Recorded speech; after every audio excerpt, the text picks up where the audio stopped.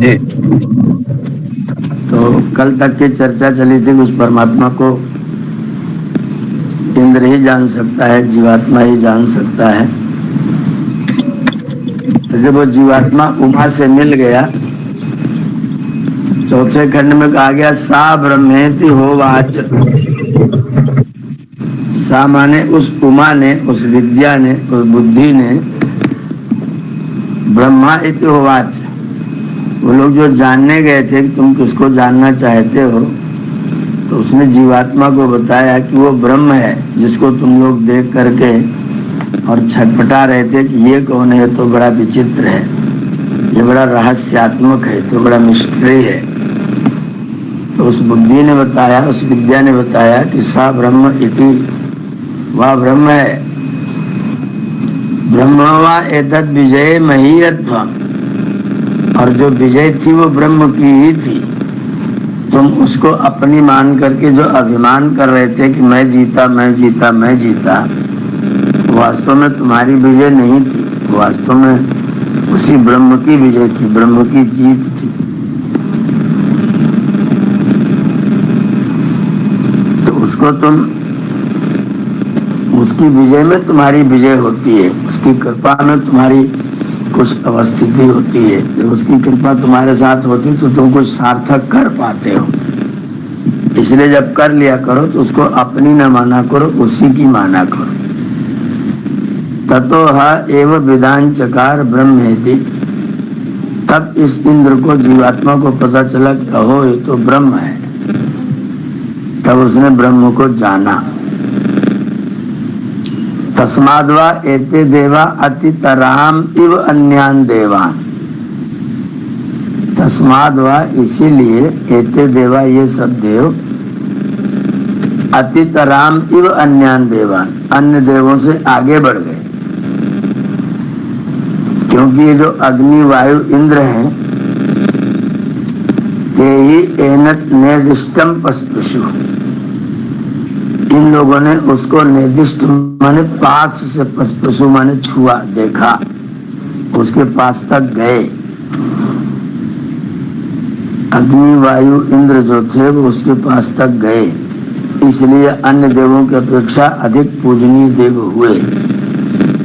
हमारे शरीरस्थ जो अग्नि है, या जो रूप को दर्शन करने की शक्ति और सामर्थ्य है, या जो प्राण है, वो बाकी जो अन्य इंद्रिय हैं, कर्मेंद्रियां हैं, ज्ञानेंद्रियों में भी जो अन्य इंद्रियां हैं, उनकी अपेक्षा से इन तीनों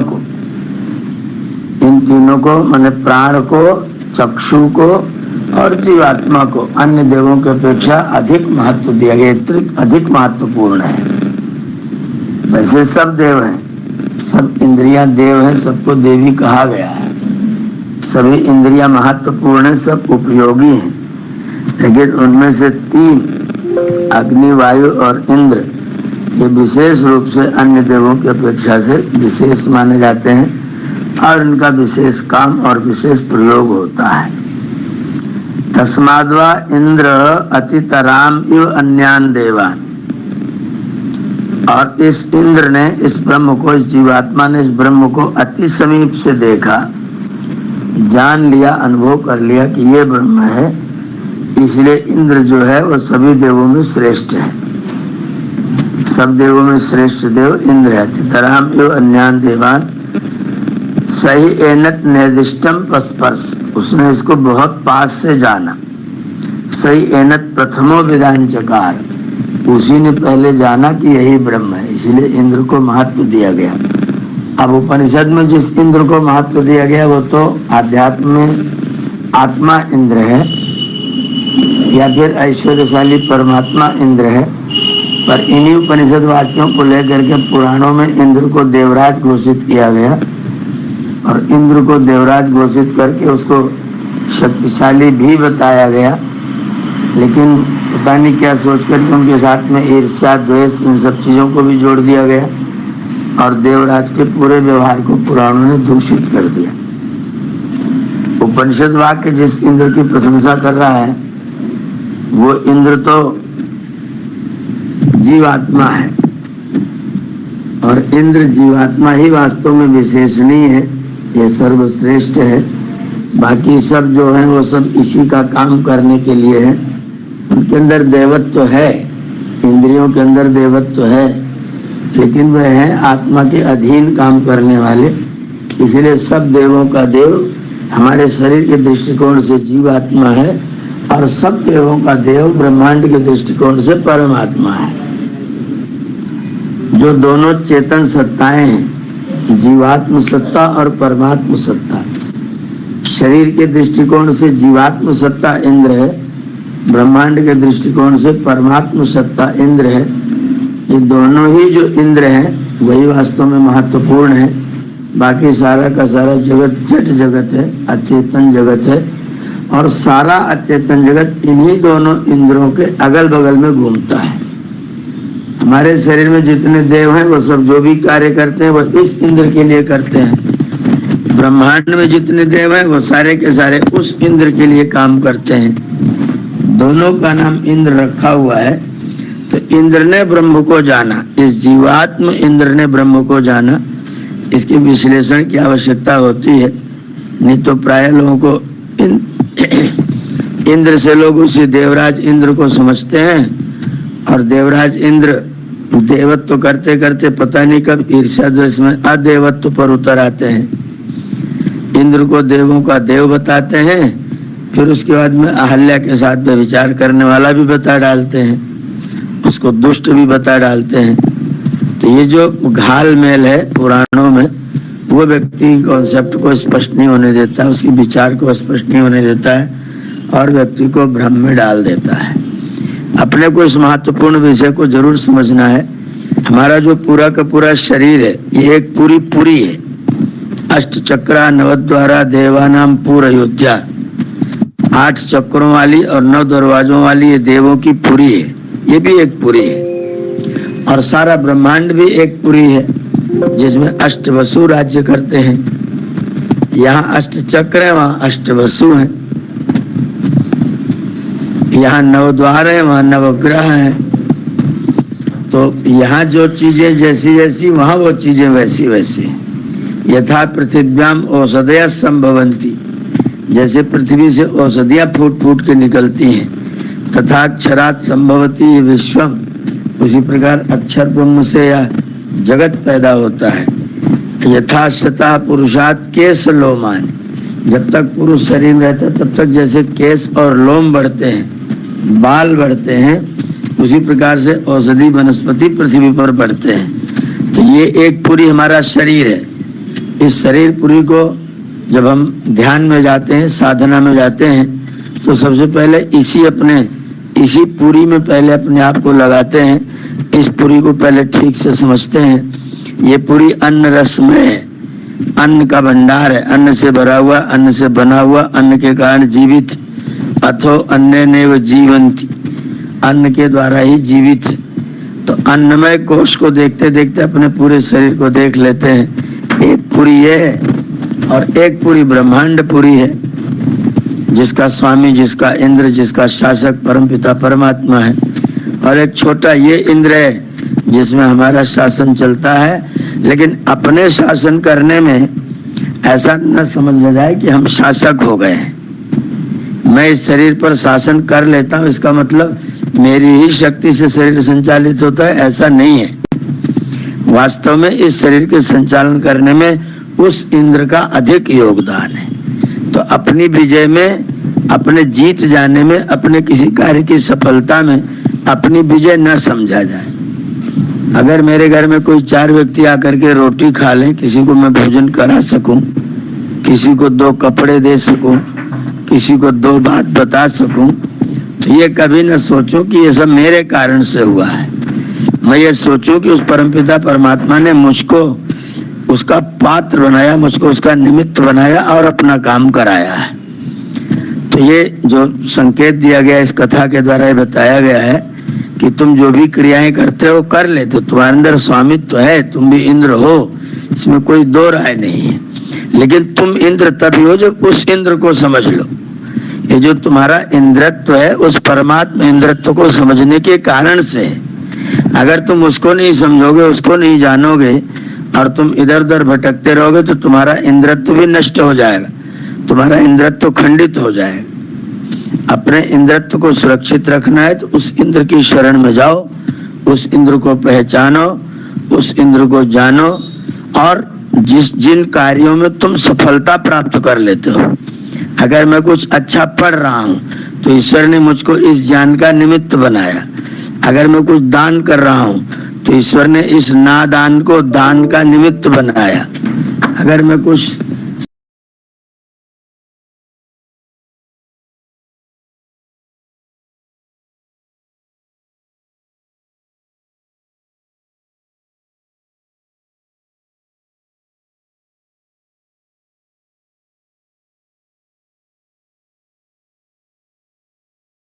हो जाना, जन्म प्राप्त कर लेना, शरीर प्राप्त कर लेना और आत्मा को जानना, परमात्मा को जानना, ये अधिदैवतम, ये देवता विषय ब्रह्म का उपाख्यान है। जितनी भी चेष्टाएं, जितनी भी गति, जितनी भी क्रियाएं इस ब्रह्मांड में हो रही हैं, ये सारी क्रियाएं उसी के आदेश से हो रही हैं। तस्य एष आदेशा यदेतद् विद्युतो विद्युत्।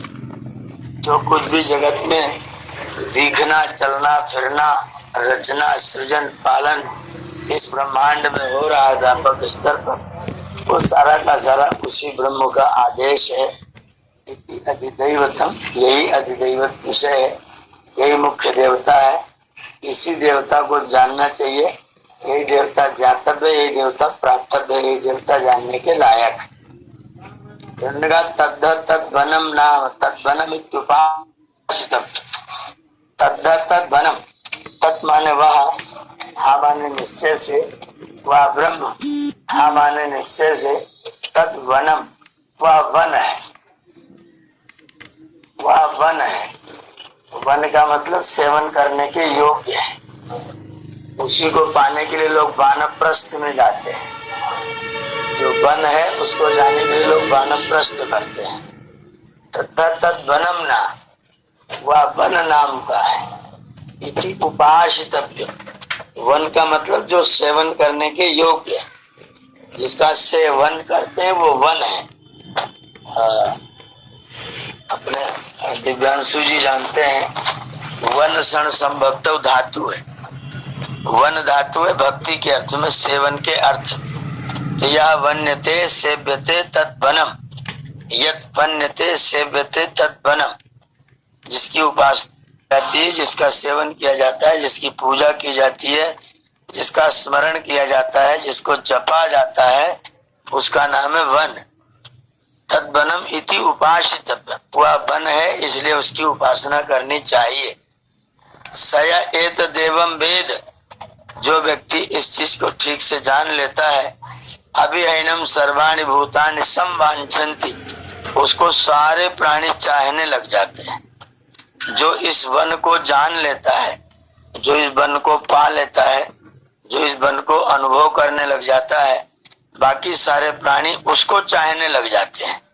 अर्थात उसको अपना मार्गदर्शक मानते हैं, उसको अपना हितैषी मानते हैं, उसकी शरण में आते हैं, उसको गुरु स्वीकार करते हैं, उससे कुछ सीखने की चेष्टा करते हैं, उससे कुछ प्राप्त करने की चेष्टा करते हैं। जिसके अंदर जितना ब्रह्मत्व है, जिसके अंदर जितना ईश्वरत्व है, जिसके अंदर जितना ईश्वरीय दैवी संपदाएं हैं, वह जगत के द्वारा उतना उतना मान्य है, उसका उतना उतना सम्मान होता है, वो उतना उतना आदर और यश प्राप्त करता है। अगर हमारे जीवन में कहीं पर यश है, अगर हमारे जीवन में कहीं पर थोड़ा बहुत आनंद है, थोड़ी प्रसन्नता है, तो निश्चित तौर पर वो ब्रह्म की ओर से ये आनंद, ये ज्ञान, ये अनुभूतियां, ये प्रतीतियां ब्रह्म की कृपा से हैं। और जो लोग इस कृपा को जान लेते हैं कि मैं अपने आप में कुछ नहीं हूँ, मेरी अपनी सामर्थ्य कुछ नहीं है, मेरी सामर्थ्य सब ईश्वर प्रदत्त है, और ईश्वर प्रदत्त सामर्थ्य मान करके अधिकतम ईश्वर के राज्य में सेवा देना प्रारंभ कर देते हैं। ईश्वर का जो विशाल ब्रह्मांड है, विशाल राज्य है, इसमें लोगों की सेवा करना जो लोग या समझ के प्रारंभ कर देते हैं कि ईश्वर का राज्य है और मैं उसका उपासक हूँ और उसने कृपा करके मुझे ऐसा कार्य करने के लिए पात्र बनाया है, तो अगर हमें सोचेंगे हमें ईश्वर ने पात्र बनाया तो हम और उत्साह से कार्य करेंगे। अगर हमें सोचेंगे हम कर रहे हैं, अब हम कहाँ तक करें, अब हम नहीं करेंगे, तो एक न एक दिन आपके कार्य में बाधा आ जाएगी, रुकावट आ जाएगी। इसलिए मैं के कर्तृत्व को समाप्त करना है।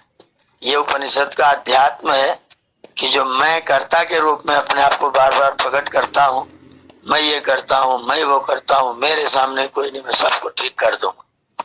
ये जो हमारे अंदर जो मैं है, इस अहंकार को, इस मैंपन को, इस ममत्व को, इस मम के पाठ को समाप्त करना है और न मम के पाठ को प्रारंभ करना है। मम ये 2 मात्रा है, न मम ये 3 मात्रा है। तो उपनिषद कहा कि 2 मात्रा मम वाले पाठ को मत रटो, मम वाले पाठ का भजन मत करो, 3 मात्रा वाले का भजन करो, न मम वाली मात्रा का भजन करो। या मेरा नहीं है, अगर मैं कुछ पात्र बना हूं कुछ करने के लिए तो मेरे ऊपर ईश्वर की विशेष कृपा है, इसलिए मैं इसको कर रहा हूं। तो कहा 2 अक्षर वाले मंत्र का जाप मत करो, 2 अक्षर वाले मंत्र की उपासना मत करो, 3 अक्षर वाले की उपासना करो। 3 अक्षर क्या हुआ? न मम। ये सब कुछ उसी ब्रह्म का है, इसमें से मेरा कुछ नहीं है। तो न मम की उपासना करो, मम की उपासना न करो। और वो परमात्मा वन है, उसका नाम ही वन है, इसलिए वानप्रस्थ होकर के उसी का सेवन करो। ब्रह्मचर्य गृहस्थ को व्यतीत करने के बाद वानप्रस्थ में जाकर के उसी ब्रह्म का सेवन करना चाहिए, उसी को देखना चाहिए, उसी को जानने की चेष्टा करनी चाहिए। ये अथैनम सर्वाणि भूतानि सम्वांछन्ते, ऐसे व्यक्ति को सारे के सारे प्राणी लोग चाहते हैं, सब उसको प्रेम करते हैं। उपनिषदम भो ब्रूहि इत्युक्ता, आचार्य तलवकार कह रहे हैं कि आप लोगों ने कहा था कि हमको थोड़ा सारांश बताइए, थोड़ा रहस्य बताइए, थोड़ा हमको उपनिषद बताइए। आप लोगों ने निवेदन किया था उपनिषदम भो ब्रूहि, आप मेरे लिए उपनिषद बोलिए। इत्युक्ता, ऐसा आप लोगों ने कहा था। उक्ता उपनिषद, मैं उस यही उपनिषद है, यही रहस्य है, यही ब्रह्म विद्या है कि अपने को कर्ता न मान करके उस परमात्मा को कर्तृत्व स्वीकार करें, और अगर आप कुछ करने में समर्थ हो रहे हैं तो उसकी कृपा का भान करते हुए उसके धन्यवादी बन जाए। ब्राह्मी वावता उपनिषद अब्रूमैति, ये ब्राह्मी उपनिषद, उपनिषद माने रहस्य है, ये ब्राह्म विषय का रहस्य है, ये मैंने तुमको बता दी। इस जगत के कर्ता तुम नहीं हो, जगत के धर्ता तुम नहीं हो, कर्ता तुम नहीं हो, जगत के संघर्ता तुम नहीं। तो तुम अपने आप को मालिक बनाना बंद कर, जो वन है उसका सेवन करो, तो इसका मालिक है उसकी उपासना करो, और कुछ करने में तुम्हारी थोड़ी सामर्थ्य हो जाए तो उसी का धन्यवाद करो। अपना गुणगान न गाओ, अपनी विजय उसकी विजय मानो, अपनी विजय को अपनी विजय मान करके अभिमान में ना आओ, क्योंकि अभिमान श्रियम हंत, अभिमान जो है वह श्री को, शोभा को, लक्ष्मी को नष्ट कर देता है। तो अभिमान न करके जो ब्रह्म परमात्मा है, जो सारे ब्रह्मांड, हम तुम तो छोटी सी पूरी को, शरीर को चलाते हैं, और शरीर भी पूरा हमारे वश में नहीं है। अगर हमारे पास 24 घंटा टाइम है तो 6 घंटा तो हम वैसे डेड बॉडी के जैसे पड़े रहते हैं, सोने में चला जाता है।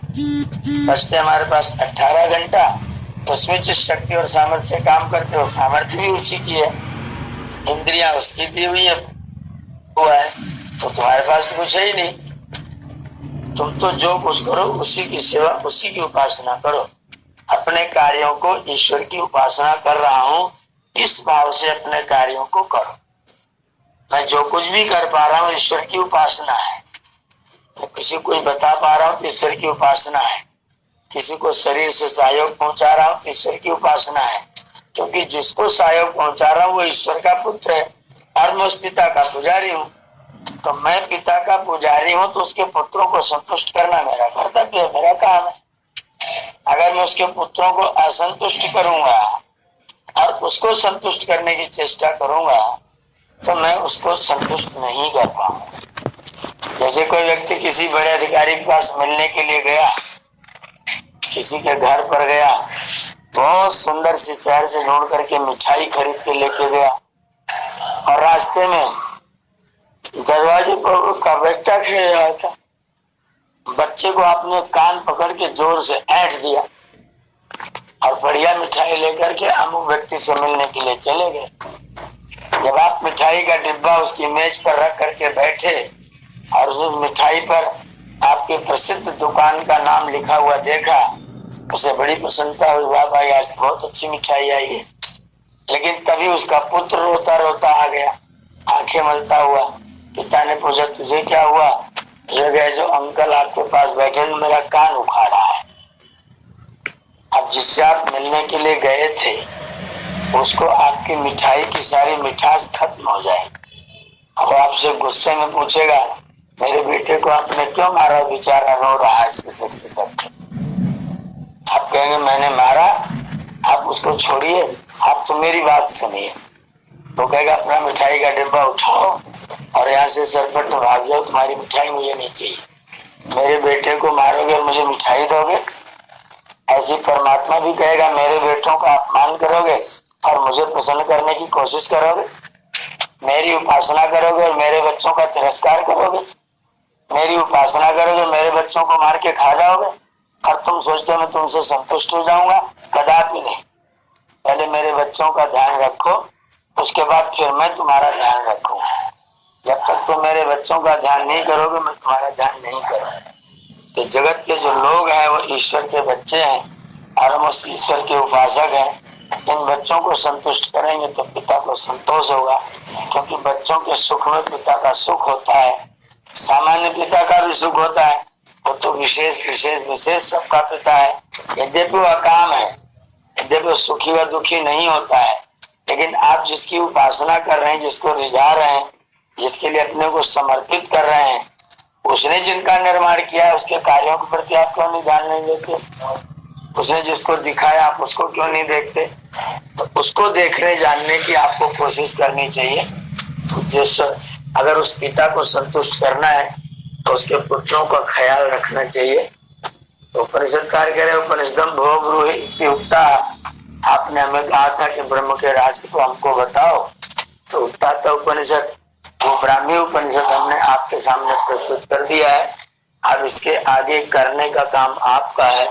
ऋषि कह रहे हैं कि मैंने तो कर दिया, मैंने तो रहस्य बता दिया, तुमको क्या करना है करो, सब कुछ जिंदगी में सारे काम करो, कोई काम बंद मत करो और उस काम को करते करते न निराश हो न थको, क्योंकि तुम अपना काम नहीं कर रहे, क्योंकि तुम तो उस प्रभु को रिझाने का काम कर रहे हैं। तो तुम्हारा प्रत्येक कार्य अपने पिता को प्रसन्न करने के लिए, अपने पिता के आनंद को बढ़ाने के लिए और उसकी कृपा का अपने आप को पात्र बनाने के लिए। इसलिए बिना रुके, बिना झुके, बिना टेंशन लिए, बिना कोई कष्ट किए अपने कार्यों को सदैव संपन्न करते रहो और करते भी रहो तो अपना समझ के मत करते रहो, उसी का समझ के करते रहो। तस्य ही तपोदमः कर्म, क्या करना है उस ब्राह्मी उपनिषद को प्राप्त करने के लिए आपको क्या करना है? बोले तस्य ही, उस उपनिषद को प्राप्त करने के लिए तपः, आपको तप करना चाहिए। तप क्या है? द्वंद्व सहन।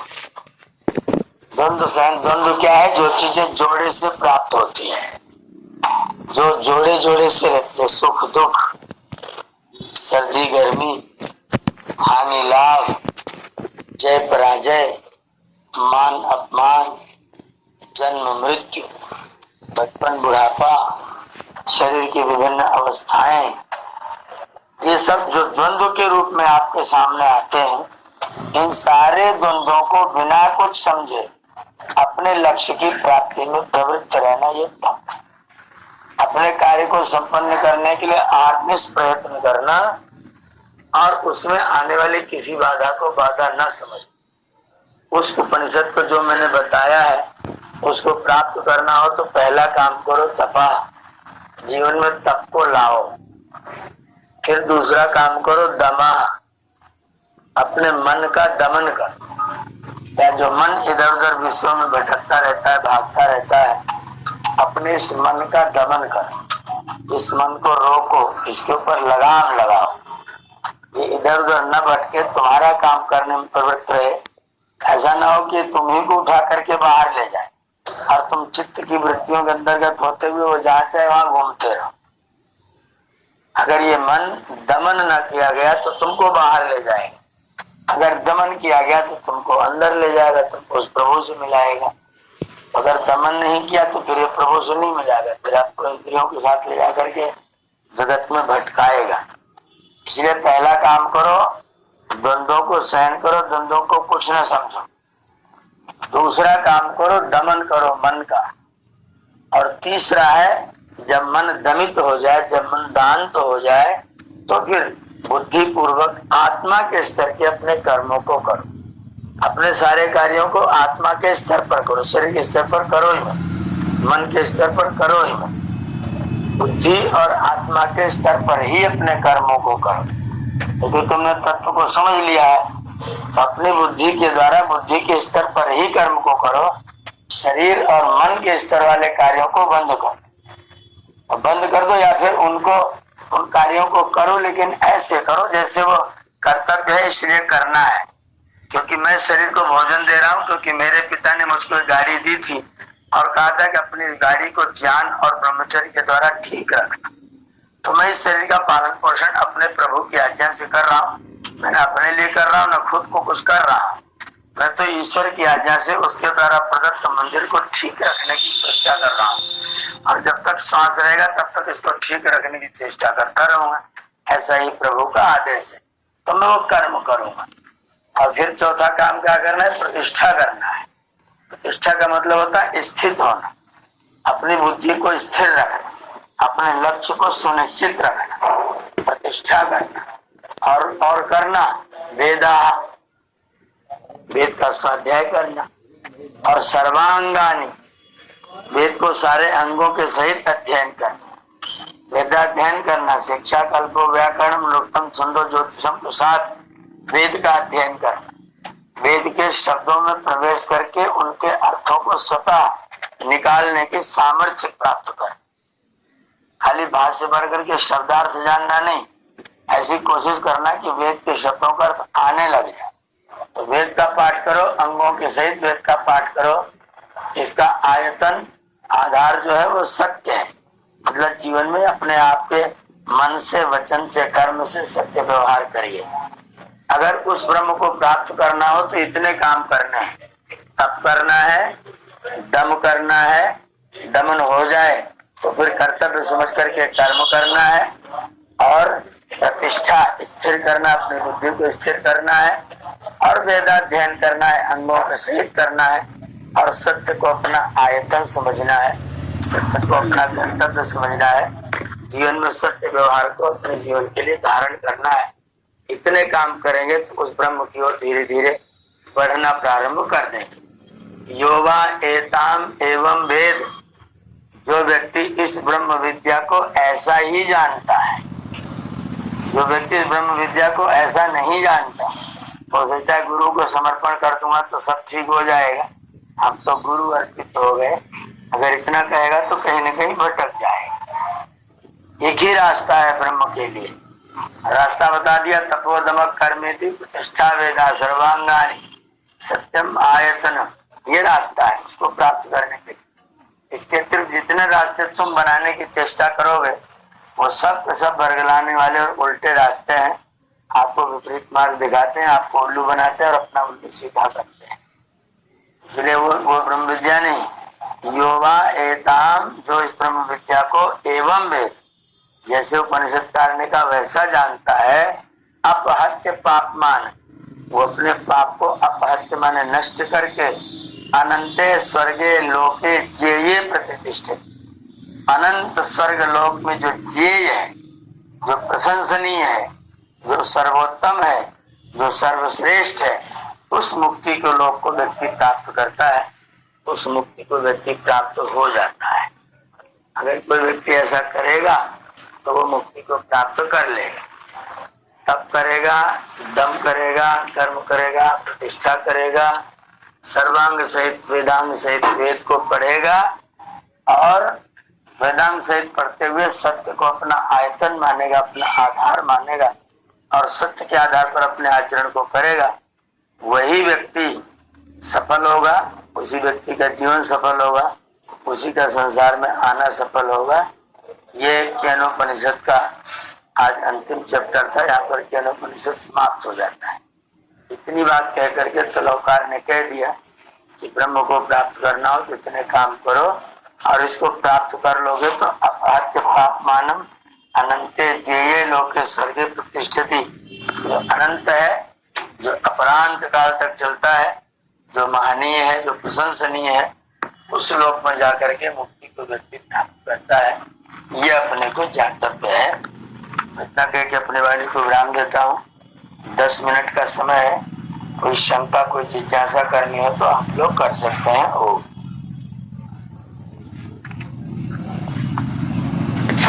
ओम आचार्य जी। आचार्य जी, जीव का निमित्त होना और जीव का स्वतंत्र होना, इनमें क्या भेद है? जीव का निमित्त होना जी और स्वतंत्र होना, यही है ना? जी आचार्य जी। स्वतंत्र होने का मतलब है कि आत्मा के तंत्र में आत्माधीन कार्य करना। स्वस्य तंत्रम स्वतंत्रम, और या स्वतंत्रे चलति स्वतंत्रे बसति स्वतंत्रे भवति आस्ते असो स्वतंत्र। जो जीवात्मा के तंत्र में, जीवात्मा के शासन में रहता है, इंद्रियों के मन के शासन में नहीं रहता, वह स्वतंत्र है। और स्वतंत्र होकर के जब अपने को ईश्वर के अधीन कर देता है, ईश्वर को समर्पित कर देता है, तो फिर वो निमित्त बन करके, एक कारण मात्र बन के कार्य को करता है, कर्ता बन करके कार्य को नहीं करता है। जब कर्ता बन के कार्य को नहीं करता, निमित्त बन जाता है, तो फिर विदेह हो जाता है, फिर देह से मुक्त हो जाता है, देह से रहित हो जाता है, और फिर आत्मा के स्तर पर अपने को ईश्वर को समर्पित करके कार्यों को करना होता है। स्वतंत्र होना माने आत्मा के अधीन होना, और निमित्त होना माने ईश्वर के अधीन होना। यह है दोनों का भेद। जी आचार्य जी, इसमें एक और बात थी, परमात्मा की विजय का क्या तात्पर्य है कि ब्रह्म ने विजय पाई है? जो संसार में जितनी सफलताएं हैं, जो सफलता पूर्वक हमारी क्रियाएं चल रही, वो सारी की सारी क्रियाएं उसी ब्रह्मांड, इस ब्रह्म के द्वारा संचालित है। तो अगर किसी भी क्रिया में कहीं भी ठीक ठीक हो रहा है, सफलता हो रही है, तो वास्तव में ब्रह्म की सफलता है, तुम्हारी सफलता नहीं है।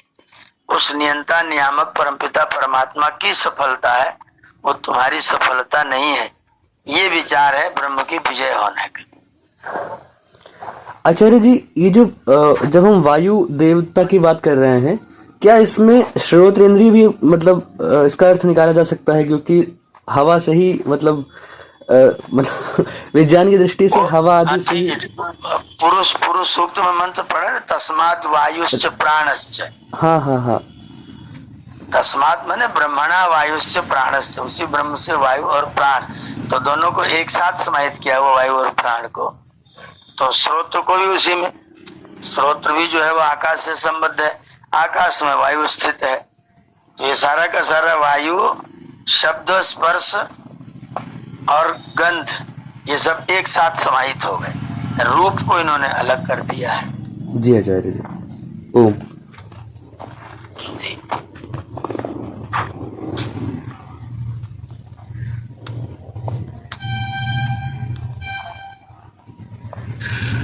और कोई कुछ कहेंगे? आचार्य जी, उमा विद्या बुद्धि क्या एक ही है? और क्या जीवात्मा को जो इंद्र का कह रहे हैं आप, क्या जैसे महाभारत में जो अर्जुन रथ पर बैठे थे, तो जीवात्मा ही तो कहा जाता था ना, कहीं आपने एक बार बताया था। क्या उसको इंद्र का बेटा होने के नाते जो है अर्जुन को जीवात्मा भी कह सकते हैं, कृष्ण को बुद्धि कह सकते हैं? क्या इसको कैसे कंप्रोमाइज करेंगे? क्या इसके साथ जुड़ रहा है कि नहीं जुड़ रहा है, जो आप एक बार बताए थे पहले? नहीं, अर्जुन को हम जीवात्मा मानते हैं। वो जीवात्मा है, कार्य करने वाला है, और ब्रह्म के रूप में उनको शिक्षा देने के लिए, मार्गदर्शन करने के लिए कृष्ण जी हैं। तो जीवात्मा को परमात्मा कह रहा है कि निमित्त मात्रम भव सभ्य साचिन, ए सभ्य साची तू निमित्त मात्र बन जा। अपने आप को कर्ता के रूप में उपस्थित मत रख। ये ज्ञान ब्रह्म का है, तो ब्रह्म ही आत्मा को ये ज्ञान दे रहा है कि तू अपने आप को निमित्त बना, अपने आप को कर्ता मत बना। तो यहाँ पर बुद्धि नहीं लेंगे, बुद्धि तो बहुत अल्प साधन है और ये जड़ है। बुद्धि अपने आप में जड़ है। मन बुद्धि चित्त अहंकार जो हमारा अंतःकरण है वो जड़ है। तो जड़ स्वतंत्र होकर के आपको कोई शिक्षा नहीं दे सकता है। शिक्षा तो कोई चेतन ही दे सकता है, बुद्धि तो साधन मात्र है। तो इसलिए ब्रह्म मार्गदर्शक कृष्ण के रूप में है और जीवात्मा अर्जुन युद्ध करने के रूप में है। जीवात्मा संसार में युद्ध करता है। कुरुक्षेत्र धर्म क्षेत्र, क्षेत्र क्षेत्र धर्म कुरु। हर क्षेत्र में धर्म का पालन करने के लिए जीवात्मा युद्ध करने को सन्नत है। अच्छा, वो संसार में रहते सोचता है ये तो मेरा है, ये तो मेरा है, ये तो मेरा है। इस मेरा के चक्कर में जो इसका नहीं उसको भी मेरा करने लग जाता है। तो फिर वो मोह में फंस जाता है। मोह में फंस जाता तो फिर अर्जुन हो जाता, अपने कर्तव्य कर्म से च्युत होने लग जाता है। फिर वो कर्तव्यों का पालन नहीं करता। ये तो मेरा ही है, मेरा है तो मेरे तरीके से मैं अपने आप को करूंगा। अगर ये जीवन मेरा है तो मैं इस जीवन को मेरे तरीके से चलाऊंगा, किसी को क्या लेना देना। ये कपड़ा मेरा है, जैसा चाहूंगा वैसा पहनूंगा। जब ये भाव आ जाता है, जैसा मैं चाहूंगा वैसा करूंगा। अगर ये कपड़ा मेरे पास अमानत है, किसी का दिया हुआ ये मानूंगा, तो भाई अमानत को तो संभाल के रखना पड़ेगा, इसका तो सदुपयोग करना पड़ेगा। तो ब्रह्म इस जीव को कह रहा है कि निमित्त मात्रम भव, तू संसार में कर्म करने में अपने आप को निमित्त मात्र समझ, अपने आप को कर्ता मत समझ। वहां पर अगर कृष्ण और अर्जुन को लेंगे तो अर्जुन का जो पहला रूप था वो तो मोहग्रस्त संसारी जीवात्मा का रूप था, और जो दूसरा रूप है शिष्यस्ते हम शादी माम तो प्रपन्नम, जब हो गया आम ते शिष्या माम शादी, मैं तुम्हारा शिष्य हूं, मुझे मार्गदर्शन करो। जब ये समर्पित हो गया तो फिर ये शुद्ध जीवात्मा हो गया, इंद्र जीवात्मा हो गया, जिसने अपने आप को समर्पित कर दिया। अर्जुन के दोनों रूप दृष्टिगोचर हो रहे हैं। एक तरफ वो संसारी जीवात्मा है, ये मेरा है, ये मेरा है, ये मेरा है कर रहा है, और एक तरफ वो असंसारी हो गया, बस आप जो कहोगे मैं वो सब करूंगा। नष्टो मोह स्मृतिर लब्धा तत्प्रसादान मैं अच्युत, हे अच्युत आपकी कृपा से मेरा मोह नष्ट हो गया, मेरी स्मृति लौट आई है, मेरा कर्तव्य का मुझको भान हो गया है, अब मैं अपने कर्तव्य का प्रयोग करूंगा। तो जीवात्मा ब्रह्म से संदेश प्राप्त करके और अपने आप को अपने कर्तव्य की ओर लगाता है। तो दोनों को इस रूप में देखना चाहिए जी। तो आचार्य जी, क्या पुराण, कुरान और बाइबल को चित्र के रूप में ले सकते हैं? वेद उपनिषद को चरित्र के रूप में ले सकते हैं? क्या चित्र का प्रदर्शन तो किया गया, लेकिन उसके पीछे जो एक चरित्र है, गुण है, कर्म है, स्वभाव है, उसको नहीं बताया गया। क्या ऐसा मान सकते हैं इसमें? पुराणों में चित्र तो दर्शाया गया, लेकिन उस चित्र के साथ में जो उसके क्रियाकलाप जोड़े गए हैं, वो क्रियाकलाप बेमतलब के सिद्ध होते हैं। पता नहीं क्या सोच करके उन लोगों ने इस तरह का लिखा। हमें ऐसा लगता है कि सब दूषण करने के उद्देश्य से लिखा गया है।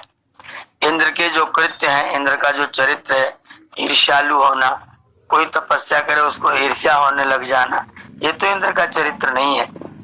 और इंद्र का चरित्र फिर वो देव नहीं है, या तो देव नहीं है या तो वो चरित्र नहीं है। तो जिस तरह का चित्र उन्होंने खींचा है, जिस तरह का चित्र दिखाया है, कुछ ठीक है। जैसे शिव का जो चित्र चित्रकार ने बनाया है वो शिवत्व की परिकल्पना के लिए ठीक है, लेकिन उनके जो अनेक तरह के और कृत्य बताते हैं और उसमें जो टाइमिंग, जो समय जिस तरह का लिख रखा है कि वो अपनी स्त्री को कंधे पर लाद करके, मृत स्त्री को, जली स्त्री को लेकर के सारे देश में भ्रमण कर रहे हैं, इसका क्या मतलब समझा जा सकता है? इसका क्या, इस चित्र से क्या शिक्षा ली जा सकती है?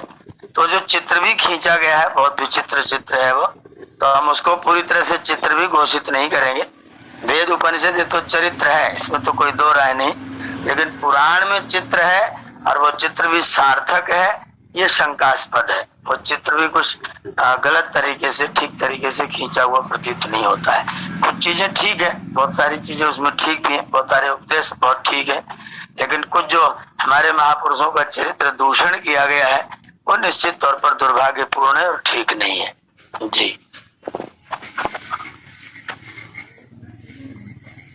तो आचार्य जी कहीं ऐसा ना हो कि जैसे आपने बताया कि नादान को दान देने का सामर्थ्य बनाया, अर्थात जो है दान देने की प्रवृत्ति की समाप्ति जब से हुई है तब से लोग नादान हो गए हैं, कम बुद्धि वाले हो गए हैं, उतनी समझ नहीं रही हो सकता है चित्रकार ने उस भाव से बनाया हो, लेकिन उसको चित्र को जो दर्शाने वाले लोग हैं उसको अपने हिसाब से दर्शाया। जैसे आप हैं, आप कोई चीज बोलेंगे, आपका लेवल एक अलग है, हमारा है, हमारा लेवल अलग है, हो सकता है उसी का अर्थ को मैं दूसरे तरीके से बता दूं, जो मेन है उसको ना बता पाया हूं, हो सकता है लोगों का लेवल गिर गया हो, दान की प्रवृत्ति की समाप्ति हो गई हो, क्या ऐसा हो सकता है? नहीं, लेवल गिर गया है। और वो जो भाषा लिखी गई है, अगर केवल बताने वाले, कहने वाले, व्याख्या वाले कुछ करते तब तो अलग बात थी। जो क्योंकि हम लोग तो संस्कृत जानते हैं, तो संस्कृत भाषा में ग्रंथ लिखे गए हैं, तो जिस भाषा में वो लिखा गया है और उस भाषा को करने के बाद भी उसको देव घोषित किया गया है, उसको देख करके लगता है कि कितनी भी व्याख्या करो, कितना भी धो। एक उपदेशक लोग, हमारे भजनोपदेशक लोग उदाहरण देते हैं कि एक बार राजस्थान में कुछ लोग ऊंट लेके जा रहे थे। अब ऊंट को रात में उन लोगों ने कहीं एक स्थान पर रोक दिया।